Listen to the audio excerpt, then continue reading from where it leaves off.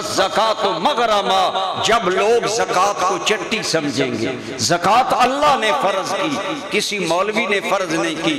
آج بہت سے لوگ سمجھتے ہیں کہ یہ علماء نے اپنے نہیں، زکات اسلام کا تیسرا اہم رکن ہے، ادا کرنا چاہیے۔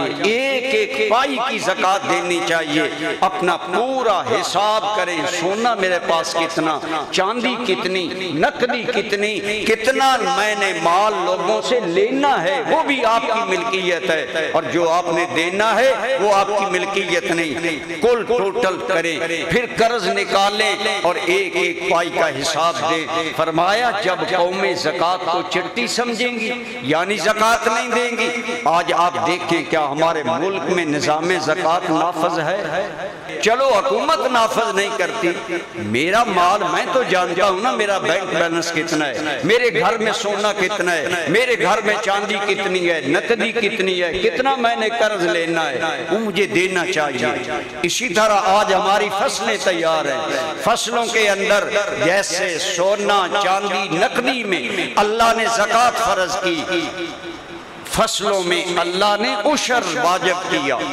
جو ہم فصل اٹھاتے ہیں، گندم ہو، جو ہو، باجرہ ہو، اس طرح کی جتنی چیزیں ہیں ان پر اللہ کریم نے ارشاد فرمایا وَآتُوا حَقَّهُ يَوْمَ حَصَادِهِ، جس دن اپنی فصل کاٹو اس میں سے اللہ تعالیٰ کا حق ادا کرو۔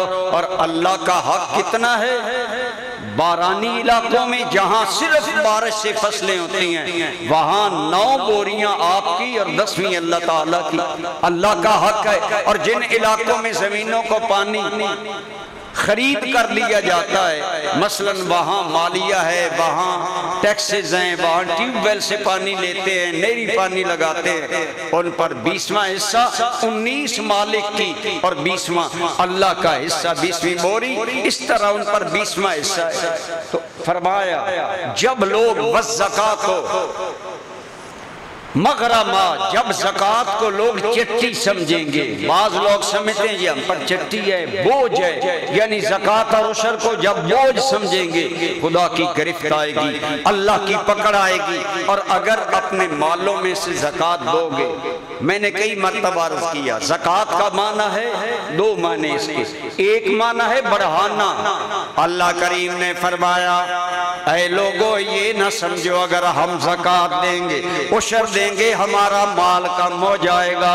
فرمایا نہیں، سنو یمحق اللہ الربا ویربی الصدقات، اللہ سود کو ختم کرنا چاہتا ہے، صدقات کو بڑھاتا ہے۔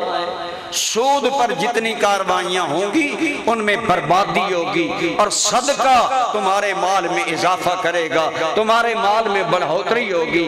جب تم صدقہ دو گے جس غریب کے پیٹ میں جائے گا وہ دعا دے گا، اللہ ان کی دعاؤں کی برکتوں سے تمہارے رزق میں برکتیں عطا کرے گا۔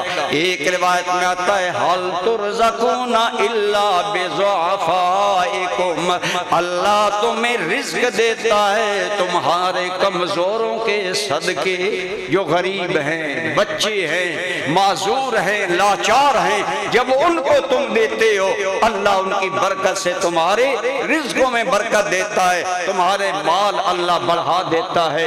تو زکات اور عشر دینے کے فوائد میں سے ایک اس کا معنی ہے بڑھانا۔ کوئی ایک آدمی آپ نہیں دکھا سکتے جو زکات و عشر دیتا ہو اس کے مال میں کمی آئی۔